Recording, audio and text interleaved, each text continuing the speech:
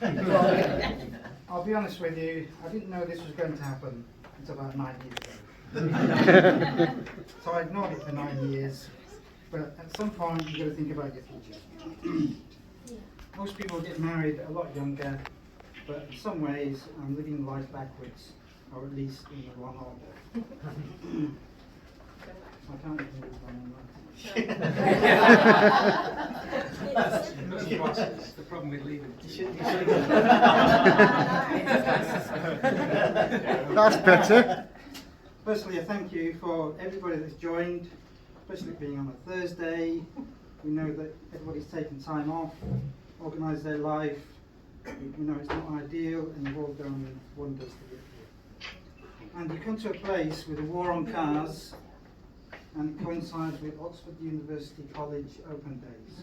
So we just pretended to be celebrities in front of most of them.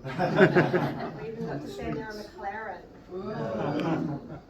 I let it slip that it was Matt Damon and Emma Thurman. Hello to everybody online, Which is just Mother did. especially people in New Zealand. They're all up on a crazy hour, and it's something like 4 in the morning. Yep. And the biggest thanks goes to Francie and Cameron, Fiona's parents, who can't be here, but they've helped make today happen in various ways. And we're a bit sad that you can't be here, but we're looking forward to round 2 Yeah. in about 10 months' time. And everybody here is invited. Yep.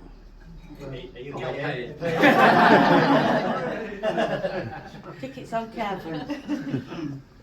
This is also coinciding with Fiona Spokes' 50th wedding anniversary. Next year, next April. Yeah.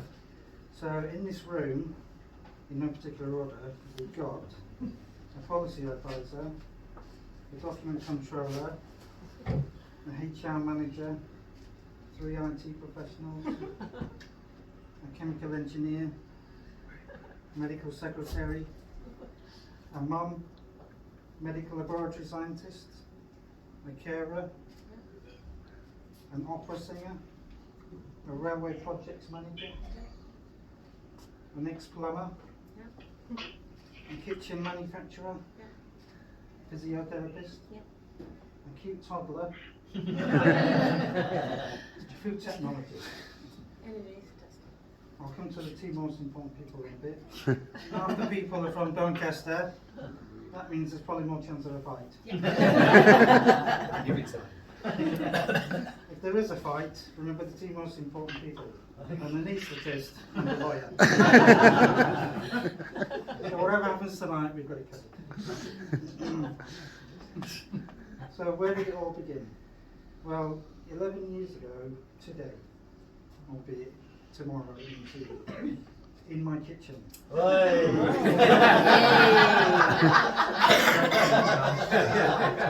Do your parents know that?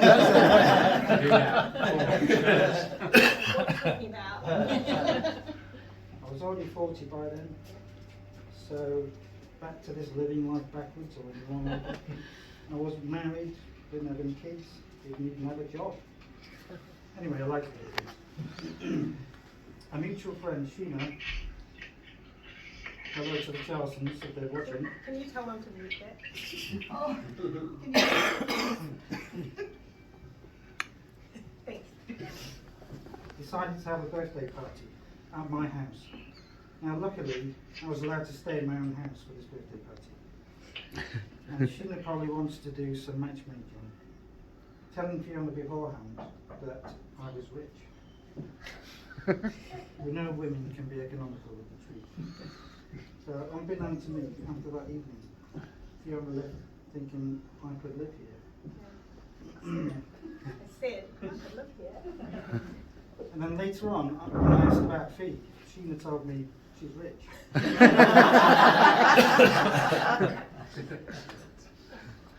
So back to doing everything in the wrong order.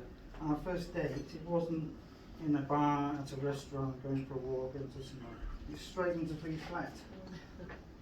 And feared out a wine or 2 before I got there. And I arrived with dinner that I cooked at home and then I took to the place. So I didn't cook it there.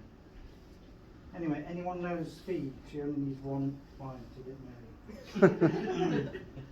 So straight away, we demonstrated the teamwork required to get anything done in life on that first night. Everything came together to make her first date. Or maybe she just used your cat Fallon to weasel her way into my life full time. So I've got a couple of stories about why a man needs a wife when they get older, or how things tend to go for us. So Fee's been waiting 9 long years to get a ring on her finger, and so we got engaged, put the ring on, and a week later she was out walking our dog, and a mad dog ran out of someone's house and started attacking them. So she did the best she could in a bad situation and got away. But the dog ended up biting Fee on her ring finger. So there was a 10% chance. It could have been any finger, but it was the ring finger a week after. So Sheila prevented a bad outcome there. And in our hallway, we've got a photo frame. You know, memories, families, everyone's got one. And most of ours are when Fee's folks visited pre-pandemic in 2019. And in the middle of that, we came across a photo which we couldn't place. And we were racking our brains thinking, what is this photo? And anyway, we left it. We came back several months later, trying to think where this photo was. We still couldn't work it out. And on the third time we looked at it, I saw that some of the photos were just writing. And it was then that Fee told me that that wasn't actually us. The photo that came free with the frame.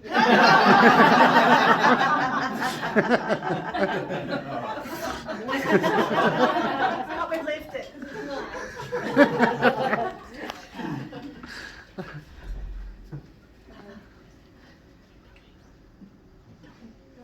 Well, I'm supposed to say something about the in-laws. In time, being with Fee, I began to hang out with them, the aunties and uncles and cousins, and so on. And at one point, one of Fee's cousins made a Facebook page called the McIver Massive. And at this point, I started to notice things. Phone calls would be made, conversations were had. Suddenly, things that were a problem were fixed. And money changed hands, but I didn't actually see any money change hands. You get the picture. Kind of reminds me how other families do things. Italian families. Islands off Italy. But jokes aside, all these unseen happenings are designed to help us if we're required. And what more could anyone want from the in-laws? They welcome me in, they treat me like a son. They like him better than me. Whenever we have an argument, Mum's like, be nice to Kev, what did you say? They're on my side. Yeah, they are on the side. When I needed something to do, they got me something to do. When I needed work, they got me work. And they never meddled in our lives. Like some of the in-laws do. Yes. So now we're married, and normally saying I do, I will. It's like checking I accept when you're installing that new software on your phone. Having not read those 15 pages. And hoping you never have to go and read those 15 pages. So I think we've done enough checking by now, after 11 years. So counting only the last 5 years, between us, we've sold the house, moved country, Well, 2 houses. moved house 3 times, had 7 different jobs, been through a pandemic, cut off from New Zealand. Our cat died, we got a new dog, we had 4 operations between us, and we came off our fixed rate mortgage. And we still made it to today. So this is taking too long. No, you're alright. I saw an analogy recently about relationships, which was comparing them to shoe shops. I think it was more about women's shoe shops than men's shoe shops. But when you want shoes, you go and try on various types. Some are functional, some are ridiculous, some are boring, some are glitzy and glamorous. But the ones that last the longest are the most comfortable shoes. So today I'm wearing some comfortable shoes, and in front of our most comfortable people in the UK, I'm married my most comfortable person.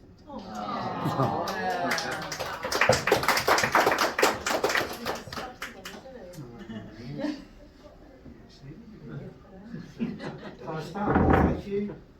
I'm going to end with the biggest one, defeat. Thank you for marrying me and putting it with me for this long, and for organising our lives for 11 years and beyond. So finding you is like those archaeologists in Leicester who dug up a car park and found it in the third. Thanks. It's a compliment. Finding you is like Howard Carter in 1923 in Egypt when he found Tutankhamun. The theme there is about digging holes. Everybody knows the first thing a married man has to learn is how to get out of the holes he just dug for himself.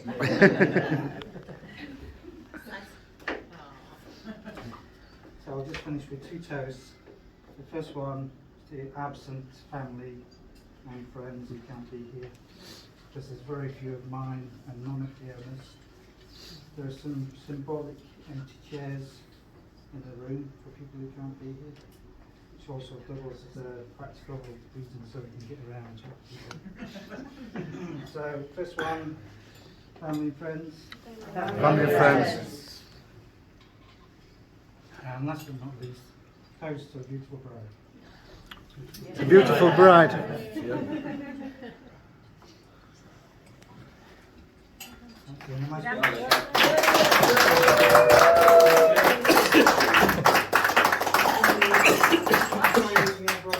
Yeah. A couple of formal things left. But don't forget, Promise. the monkey bars are on the side. Got places with your voice. Okay. So, I'm just going to do much better. But hello and welcome everyone. Since there's no traditional bride speech etiquette, I've decided to shake things up tonight and to tell you a good old fashioned story instead. It's a modern fairy tale if you like.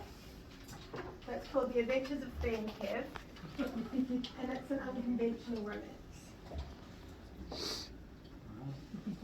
Is that long? So it's a story filled with jeopardy, suspense, and ultimately love. It's a tale of how a Kiwi girl marries a guy from a village in deepest, darkest Yorkshire. So let's begin. Chapter 1, Romance begins. Not many fairy tales begin at a kitchen table, but that's not to say our story wasn't romantic. As Kev has already mentioned, I turned up at his house for a friend's birthday party. I thought Kev was a bit of a gentleman, and in fact he proved that to be true, as he put up with my ridiculously shy and awkward behaviour on our first few dates. After I eventually relaxed enough to be able to actually look at Kev and sit on the sofa without perching on the edge, that's true. We spent the next few weeks bonding over a shared love of British Indian music, travel, and lamenting the state of modern society. And eventually we both came to the conclusion that this was actually a thing. Which leads me to chapter 2, the truth comes out. Of course, the first few months of dating are all about being an idealised version of yourself. You listen intently, you think about what outfits to wear, you try to like what they like. Then somewhere down the line, the truth comes out. Kev quickly discovered that I was in fact a woman who was messy, over-emotional, and had a tendency to talk a tiny bit too much. Meanwhile, I learned that Kev had, and I quote, a standard operating procedure for every aspect of his life. and it took quite a lot of persuading to convince him to deviate from some of his routines. Even worse, I discovered that he liked mushrooms and he hated cooked cheese. How was this ever going to work? It was an interesting time as we struggled to adapt to each other's habits, but in the end we came to the conclusion that we still rather liked each other. To be fair, there's quite a lot to like about Kev. He's the first person I ever met who could eat one row of chocolate and then put the rest away for later. Weird. He loves a good conspiracy theory documentary. So many times I've walked into the room at night when I couldn't sleep and he was watching a documentary about 9/11 or JFK. And he's the neatest and tidiest man I know. So of course when you keep finding things you like about someone, you end up falling in love. Which leads me to chapter 3, the next step. So when Kev and I met, I was living in my apartment in town with my beloved cat, Fallon. I spent a few months bringing Fallon to and from Kev's house every weekend. He wasn't fond of the travel, but he adored the chance to roam in Kev's amazing garden. The cat's on me. Eventually, we agreed that it would be best for Fallon if we moved in officially. I can imagine Kev had the odd moment where he pined for the peace and quiet and lack of clutter of living alone. But I'm so pleased he let us invade his bachelor life and create a home together. And the adventures haven't stopped since. We've travelled to so many countries together, adopted an amazing retired greyhound, and moved to the other side of the world, just before a global pandemic. Okay, so not all of our adventures have worked out quite the way we planned, but at least it's never boring. Kev has challenged me to think about things in a different way.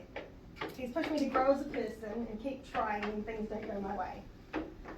He reminds me that life isn't just about acquiring more things, although I'm not sure I've taken that fully on board yet. He's also introduced me to some new sports, especially darts. And after 11 years, I'm still learning new things from him. Recently, he taught me the bollocks trick. So I'll try it. If I can't do it, you have to say box. You go, box. Say bollocks. I need to practice it loads. So that takes us to chapter 4, the realisation. This is only 2 more. It was pretty obvious to me from early in our relationship that Kev was the guy I was going to marry. It took him a tiny bit longer to come to his senses, but I think it was probably worth the wait. Sloppy bit incoming. Kev, I love that you've seen your ambition and somehow you're still here. I love that you eat basically the same breakfast and lunch every single day. It makes buying groceries really easy. I love that you've overcome huge losses and challenges in your life and you haven't given up. I love that once you start something, you keep going until it's done and done right. I love the innate self-respect that you have and your refusal to do anything that isn't right for you. I love your unique perspective of the world, even when I sometimes find it completely baffling. I love that even though you can be incredibly stubborn and set in your ways, I've seen you grow and change over the last 11 years. You're not a tree. You move. I love that you muck around with Cameron next to Greyhound. It's not some random guy that not my dad. I was also called Cameron. And do the roughhousing that I'm too scared to do. I love that you are so unapologetically you and that you make me want to be more unapologetically me. So, it was clear that I've found my fairy tale, my very own Prince Charming. He might be scared of roller coasters. And he's got to an age where he needs a magnifying glass to read a menu. But he's the one for me. Which leads me to the final chapter. Chapter 5, the happily ever after. Kev, today is one of life's special moments and I'm so proud to now be your wife, even though that sounds really weird. Our relationship and now our marriage may not look like a traditional fairy tale, but it's been a damn good story so far, and I can't wait to write the next chapter together. Of course, we have a lot of people to thank for our happiness. Our family and friends mean the world to us, and we're grateful to you all for coming to celebrate with us today, either in person or via our live stream. There's a few people that we really want to name check, so just a huge thank you to my parents. I wish you could be here in person today. We're really excited to celebrate with you in New Zealand next April. I feel very fortunate that I've been spoiled with a lifetime of love and support. from driving me to horse riding at the crack of dawn every weekend for years, listening to me prattle incessantly about my various interests over the years, to encouraging me to spread my wings and move overseas. Not once, but 3 times so far. I'm sure I've made some questionable decisions over the years, but knowing I had your support has given me the courage to give things a go. Your ability to put aside your own worries and fears in order to encourage me is something I hugely admire. I'm still hoping to be more like both of you when I finally grow up. I also want to thank Kev's family for welcoming a weird Kiwi into their family, and especially Cole for walking me down the aisle. Oh, you're welcome. Thank you.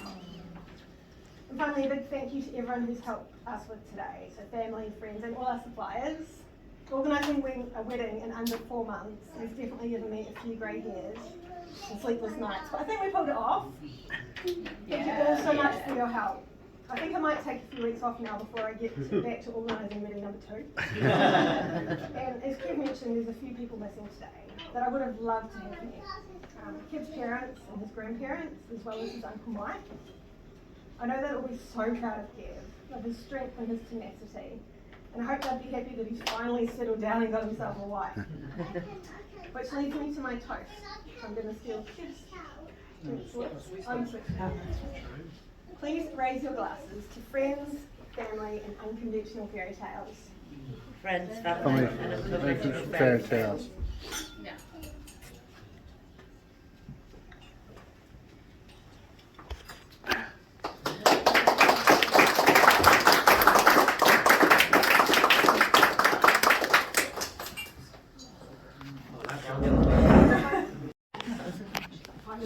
Hi. She's fake. Good afternoon, everybody. Anybody I haven't introduced myself to, my name is John, one of Kev's friends, and I've been asked by Kev and Fee, Mr. and Mrs. Kerrigan today, to say a few words on their behalf. So, we're all here today. Yes, this is for you. We're all here today because we've all got one thing in common. So, stick your hand up if you've ordered steak. Is it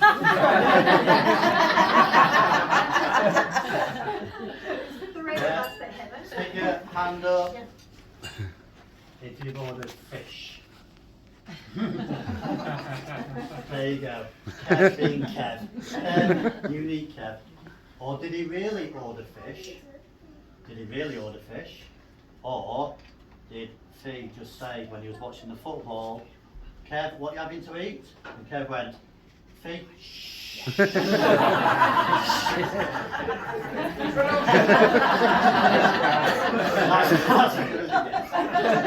I've got one more fish pun in speech. I would like to start properly. I would like to say, not that I have to say, I would like to say how stunning Fee is. So let's have some noise.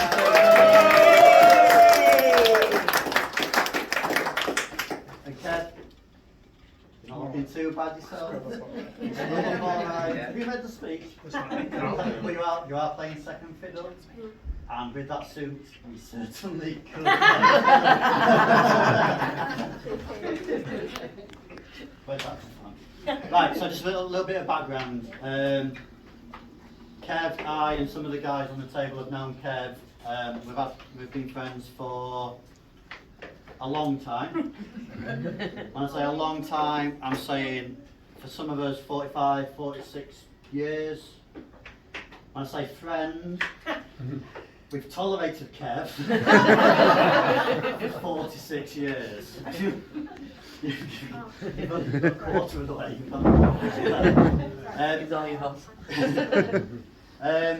We grew up in a time when the milkman delivered milk, the eggman delivered eggs, the potman delivered pop. We got 10p back on bottles. We had to get off the sofa to change the only 3 channels. You know, it was topping the charts at the time when we met. Brotherhood of Man, Elvis Presley. Yeah, we've got Leo Sayer and Wigan. That's how long we've known each other for. That's a long, long time. But to be happy, all we needed when we were little was a case of football, 2 entrances in the street, and Craven Road became our Anfield. Any jokes about Anfield? Oh, there you go. Computer games were basically me and Kev on a bit 20, just pressing a space bar, bombing buildings. That was it. Yeah, hi. Just echoing, but you're doing quietly. We grew up in an age when, well, teachers were allowed to hit kids. Mr. Carey, a school teacher in the high school, was able to hit all the boys in the class with his big 13 slipper just because one boy graffitied in the toilets. What did you do it for? Well, I got to be careful eventually sort of like come and yeah, did you do it? No. We grew up in an age where health and safety wasn't even a thing, it wasn't even invented. We went to France, we were 13. We were allowed to wander around France on our own, just us two. No supervision. The only thing we were advised to do was just avoid dogs with foamy mouths. Well, that wasn't the scariest part.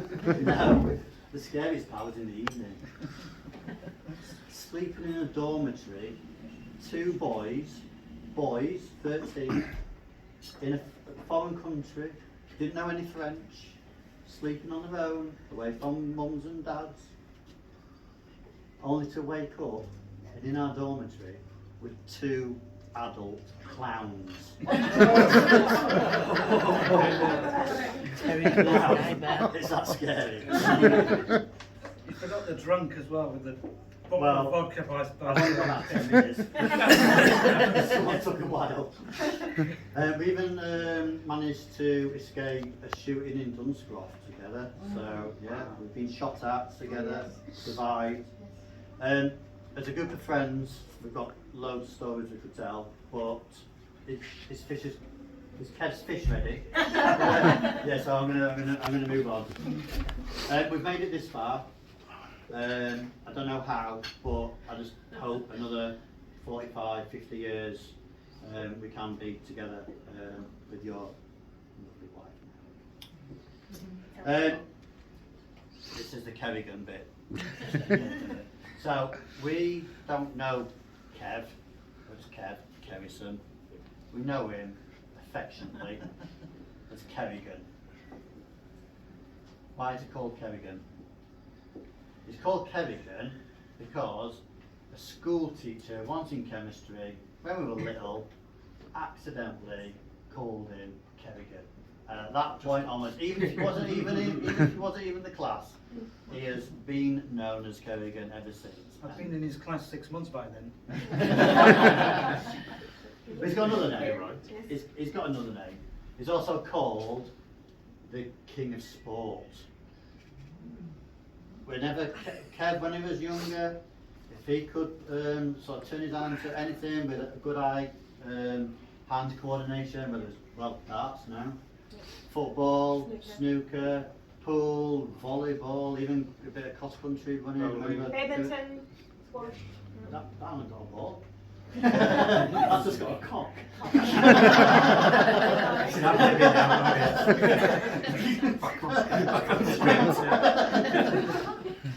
I don't like you. So there's one bit later. Anyway. So back to snooker. I remember playing snooker in your grandma's house in the front room. Kev was never happier when he was, well, while he was putting taking his balls out of his pockets. I've come to realise now though, all he needs now is a rest.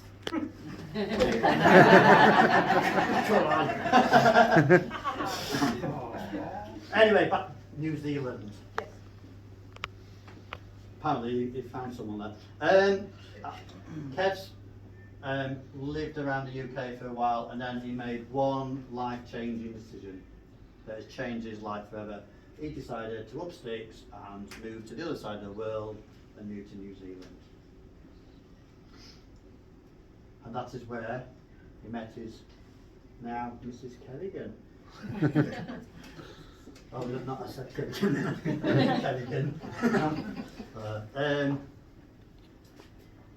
They built a life together in a wonderful place. I've been there, and I'm going to read this out because actually, so it's got snow-covered mountains, valleys, it's got lovely beaches, clean rivers, it's got volcanic springs, geysers, lush forests. Geyser, it's a geyser, oh my Oh, goodness.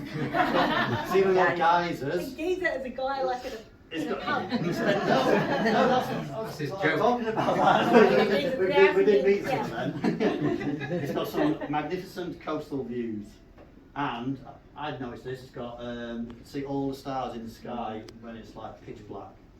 You're making me homesick. Yeah. Same. Absolute bliss, wasn't it? Yeah.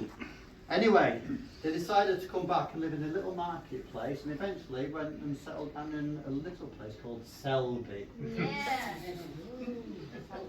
Once a town with a large shipbuilding industry, leading coal mine technology, and a great bypass. It's a good commuter city, well, town for Leeds, isn't it? Yeah. So I say, if they can live together in Selby, stay together in Selby, then they're going to stay together forever. Is there anyone here from Selby? No. Good. Right. Kev, you are unique. But if people don't realise, Kev is also Taurus the bull. So, I know Kev don't believe in this stuff. I don't either, but I thought I'd do some research, see what Taurus the bull is really like. See if this marries in with what Fia's just said. Hard-headed, down to earth. It's a well-known fact that Taurus people struggle to get served at the bar. That's his way of speaking. Tenacious, and you did say that, you did, yeah. Reliable. And this is Googled, this is not me coming up with it. And even though they can't hear very well, they can often be heard ranting at the football. They are loyal. And finally, well, you can vouch for this one, Fee, they are sensual. His face. Honeymoon, sweet books. Good, because I looked at the horoscopes, and it does say, for today, that Taurus is in fact passing through Uranus tonight.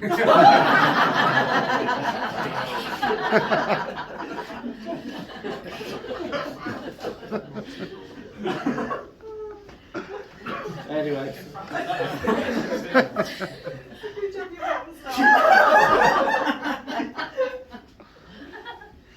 Anyway, I thought I'd check Fee's sign as well.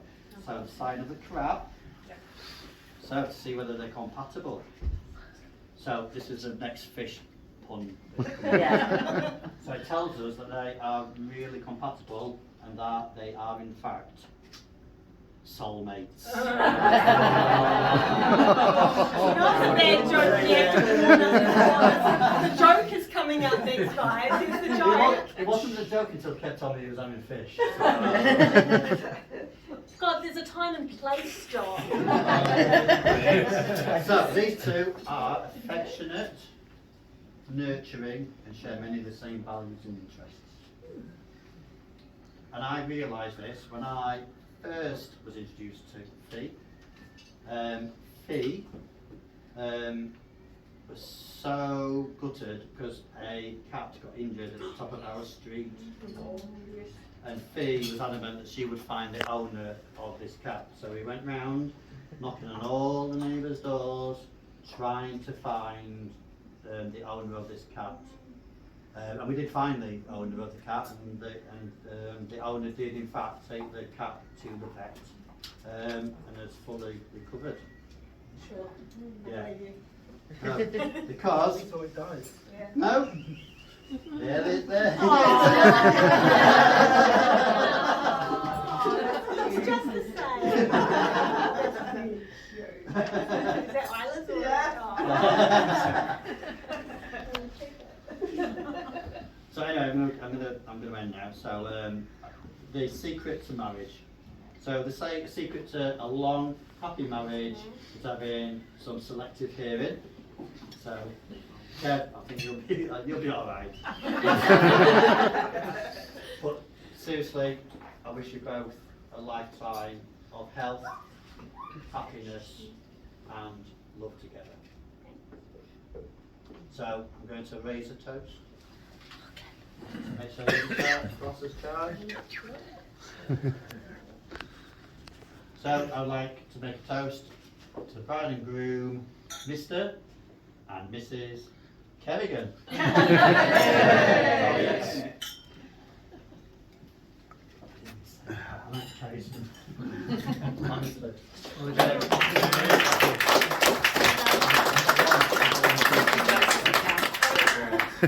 I've got one last formality, and then I can have a drink. According to the wife. So I'd like to announce that the bride and groom will now cut the cake. And all we ask is, you can definitely have a chance to take photos, let the professionals take some photos, and then feel free to pile in. Yeah, and then there'll be. Yeah.